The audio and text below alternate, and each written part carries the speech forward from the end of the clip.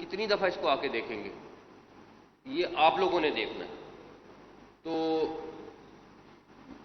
میں پھر ایک چیز آپ کو کہوں گا کہ میں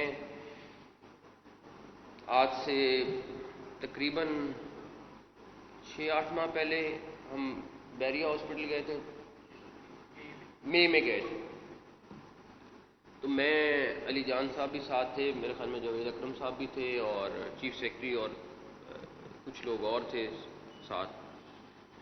تو میں نے ان کو کہا کہ یہ اس ٹائم جس طرح انہوں نے بنایا ہے، میرا خیال ہے کہ ان کا فلور دیکھ لیں، ان کی سائڈ والز دیکھ لیں، ان کے رومز دیکھ لیں، ان کے آئی سی یو دیکھ لیں، اسٹیٹ آف دی آرٹ ہے۔ تو میرا خواب ضرور ہے کہ ہم اس طرح کا ہاسپٹل، گورنمنٹ ہاسپٹل بھی بنائیں۔